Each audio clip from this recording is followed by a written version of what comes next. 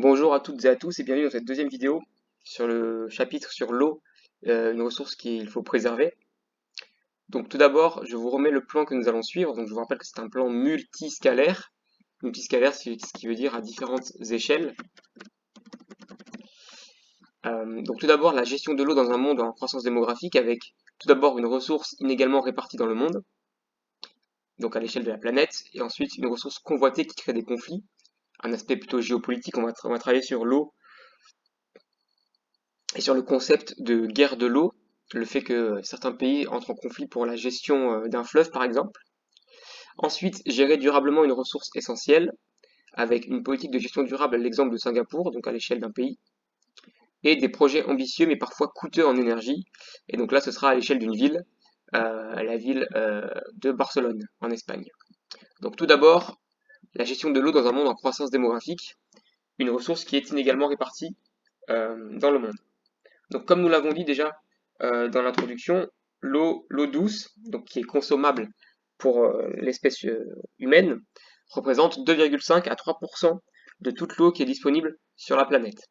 C'est une eau, cette ressource, c'est une ressource qui est renouvelable, qui se renouvelle notamment avec la pluie, les précipitations. Et donc, si on regarde à l'échelle de la planète entière, l'eau n'est pas forcément une ressource qui est en pénurie. Pour autant, il y a une inégale répartition de cette ressource à l'échelle de la planète. Et donc c'est ce que l'on peut voir notamment avec ce planisphère, cette carte. Donc je vous rappelle comment fonctionne une carte avec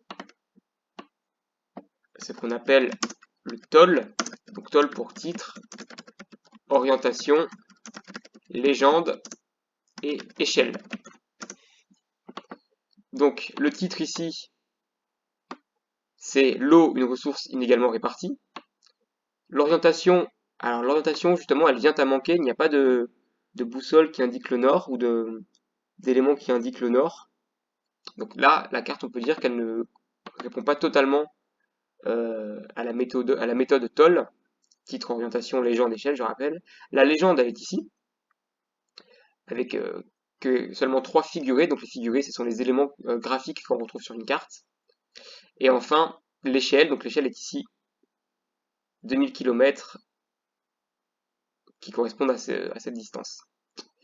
Donc, si on regarde cette carte, qui représente donc un planisphère, on peut voir que la question qui est abordée par cette carte, c'est la question de l'inégale répartition de l'eau, et notamment de la disponibilité en eau douce, en 2014, c'est le titre de la légende, en mètres cubes par personne et par an. Donc c'est-à-dire, chaque année, enfin pour l'année 2014, chaque personne a tant de mètres cubes d'eau douce à sa disponibilité, à sa disposition.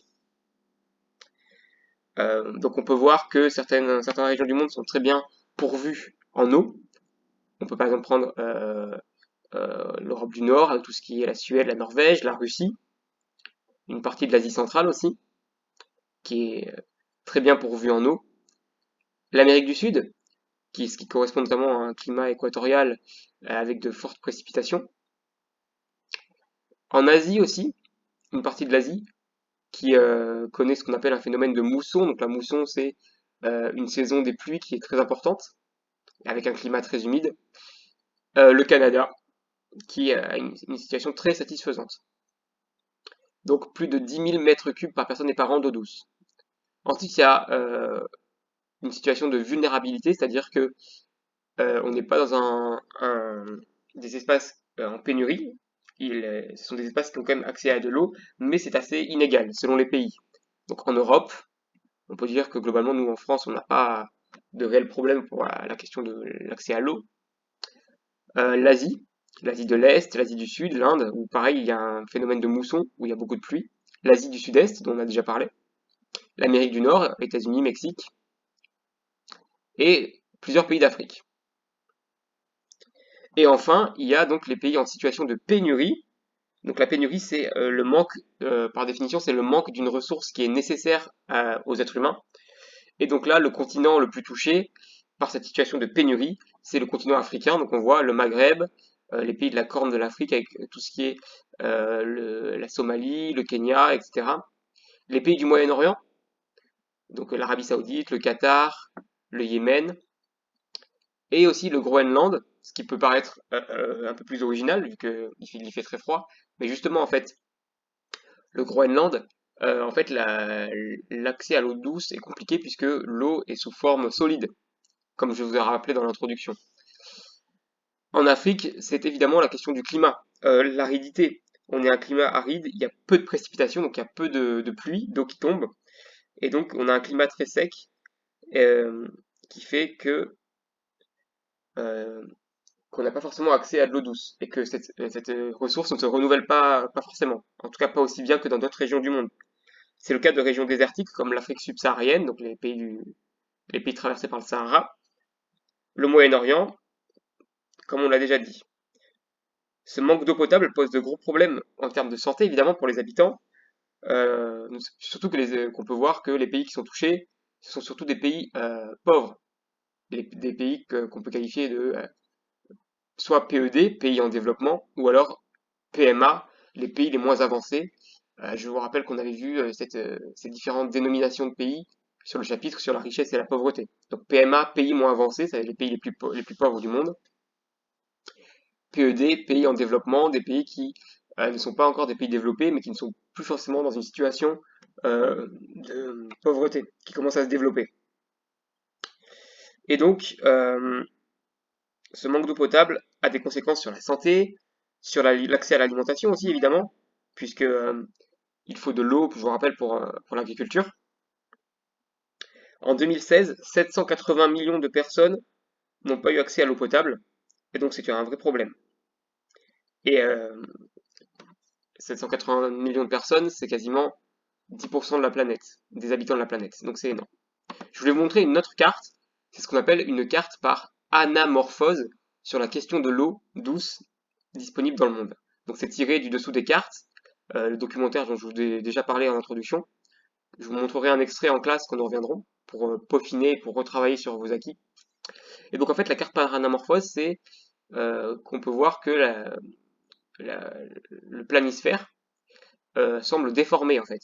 En fait, la taille des pays va changer selon la donnée que l'on veut montrer. Donc là, en fait, l'idée c'est que cette carte veut montrer l'accès à l'eau douce euh, et les pays qui ont accès à l'eau douce. Donc on voit que l'Amérique du Sud est beaucoup plus imposante que dans des cartes habituelles, ce qui prouve que l'accès à l'eau douce est vraiment satisfaisante. Euh, L'Asie est plutôt bien pourvue, mais par exemple on peut voir que l'Australie est quand même assez écrasée et surtout les pays et surtout l'Afrique, le continent africain est beaucoup plus tassé. Donc en fait l'idée c'est de vous montrer par cette carte qu'on appelle donc anamorphose que l'Afrique encore une fois est le continent le plus touché par les pénuries liées à la question de l'eau. Je voulais aussi vous montrer ce graphique donc qui vous montre les prélèvements d'eau douce dans le monde. Alors donc là vous avez les années. Il y a trois données en fait sur ce graphique. C'est un graphique un peu plus complexe que d'autres graphiques qu'on a pu étudier. Il y a trois données différentes qui se rejoignent. Donc là, vous avez les années, 1950, 70, 90, 2010. À gauche, vous avez les prélèvements en eau, en kilomètres cubes cette fois-ci. Et vous avez la population là, mondiale, en milliards d'habitants. En milliards, je précise. Donc on peut voir que la population mondiale, qui est la courbe orange, ne cesse d'augmenter depuis les années 50. Parallèlement à ça, les prélèvements en eau, l'utilisation de l'eau dans le monde, évidemment, n'a cessé d'augmenter aussi, vu que c'est lié aux besoins humains. Et on peut voir, en regardant les différents secteurs de prélèvement, donc l'agriculture, industriel, ça veut dire les usines, les industries. Domestique, c'est les personnes chez elles qui utilisent de l'eau pour se doucher, pour leur lave-vaisselle, pour se brosser les dents, etc. Et après l'évaporation, c'est-à-dire le phénomène d'évaporation où l'eau s'en va. On peut voir que globalement 70% des usages en eau dans le monde, encore actuellement, sont liés à la question de l'agriculture et donc à la question de l'accès à la nourriture. L'usage domestique aussi, on peut voir qu'il est en augmentation. Il était très faible dans les années 50 et plus on avance, plus la partie rouge de ce graphique augmente.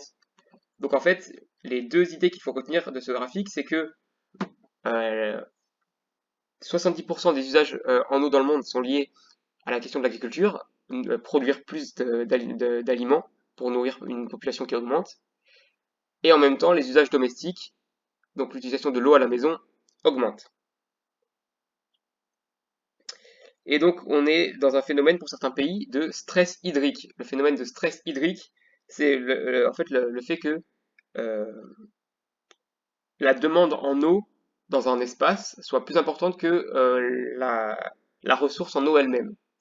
Donc, par exemple, les pays d'Afrique subsaharienne, où la population ne cesse d'augmenter, la demande en eau, forcément, est plus importante que l'eau qui est vraiment présente dans ces pays. Ensuite, nous allons maintenant donc aborder la question d'une ressource convoitée qui crée des conflits, avec un axe qui va être un peu plus politique. Je vais vous parler pour la première fois de ce qu'on appelle la géopolitique. Euh, donc là, je vous ai mis une définition d'un géographe français qui s'appelle Yves Lacoste, qui est une définition assez synthétique de ce qu'est la géopolitique. La géopolitique, c'est l'étude des rivalités de pouvoir sur ou pour un territoire. Donc l'idée, c'est que plusieurs types de pouvoirs vont s'affronter sur un territoire ou pour un territoire, par rapport notamment soit au territoire en lui-même, on veut le conquérir, soit alors par rapport à une ressource qui est présente sur ce territoire. Et donc là, c'est la question de l'eau, évidemment. Et donc, nous allons travailler sur, je vais vous montrer des cartes qui vont vous expliquer cette question. Nous allons travailler sur 3 pays qui sont présents au Moyen-Orient. Donc là, je vous ai mis une carte du Proche et du Moyen-Orient. Donc vous avez le Proche, ce qu'on appelle communément le Proche-Orient en vert, l'Égypte, la Syrie, le Liban, l'Israël, la Turquie, et le Moyen-Orient, l'Arabie Saoudite, l'Irak, l'Iran, l'Afghanistan, et d'autres États comme le Qatar, les Émirats arabes, etc. Et donc les 3 pays qui vont nous concerner là, ce sont 2 pays du Proche-Orient, la Turquie et la Syrie, et un pays du Moyen-Orient, l'Irak. Donc je vous ai mis les flèches qui correspondent là aux 3 pays en question.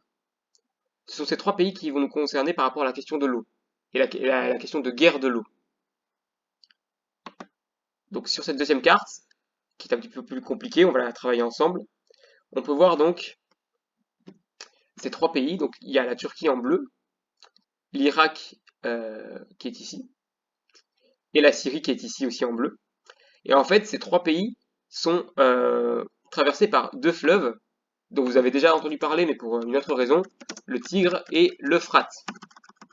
Donc le Tigre et l'Euphrate, vous avez dû en entendre parler l'année dernière en 6e, lorsque vous avez travaillé sur le croissant fertile, euh, sur le chapitre sur le néolithique, et là, notamment la création, l'apparition de l'agriculture. Donc le croissant fertile, en fait, c'est cet espace qui était à cheval entre le Proche et le Moyen-Orient, et qui justement a été traversé par ces 2 fleuves, le Tigre et l'Euphrate. Et donc en fait entre ces pays, il y a une gestion de l'eau, un partage des eaux qui est assez compliqué. Euh, Ces 2 fleuves donc traversent les 3 pays, et en fait avec la baisse des réserves souterraines, ce qu'on appelle les nappes phréatiques. Donc les nappes phréatiques, c'est les ressources souterraines en eau. Avec cette baisse, en fait, il y a de vrais conflits qui sont nés par rapport au Tigre et à l'Euphrate, qui en fait sont très importants pour l'agriculture et aussi pour les besoins humains dans la région. Et en fait, chaque pays va commencer à construire des barrages. Donc en fait, les barrages, ce sont les figurés noirs que vous avez là. Vous voyez tout cela.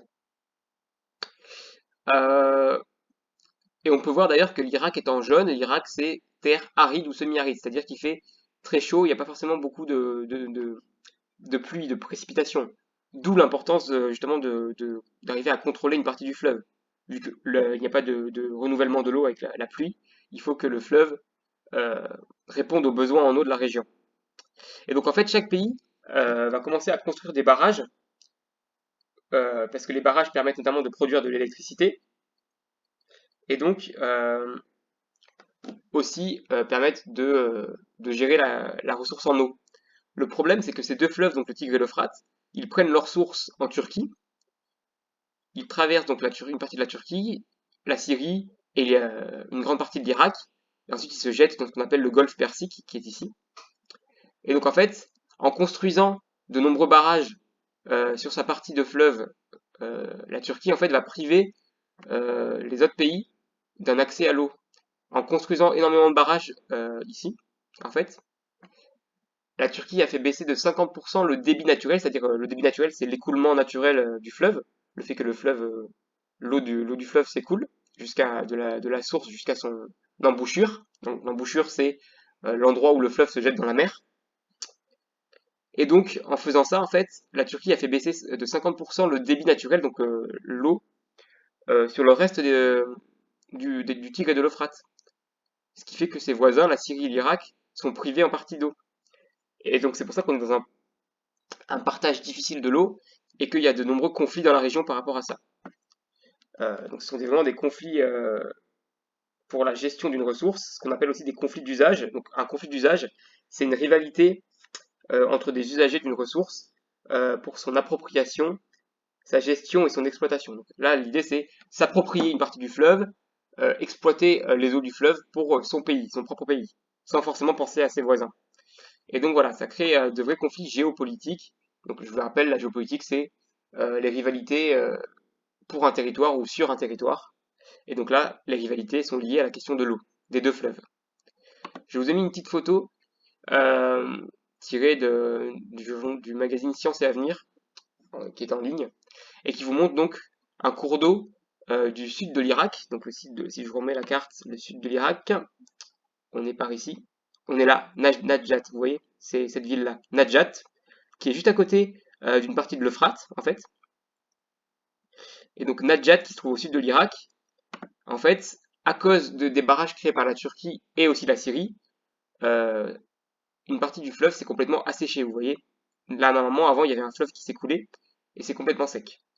Évidemment, ça crée de gros problèmes pour les agriculteurs de la région, parce qu'ils ne peuvent pas cultiver, ils ne peuvent pas aussi nourrir et ils ne peuvent pas donner de l'eau au bétail. Donc pour l'élevage aussi c'est compliqué pour tout ce qui est les bovins. Et donc ça crée de vrais conflits, cette ressource en eau, car elle est de plus en plus rare dans la région, elle est très convoitée, et donc elle attire les pays voisins des fleuves. Nous en avons fini donc avec cette première partie, je vous remets le plan. Et donc dans la dernière vidéo, la troisième et dernière vidéo, nous parlerons d'une gestion plus durable de cette ressource. Merci de m'avoir écouté et à bientôt.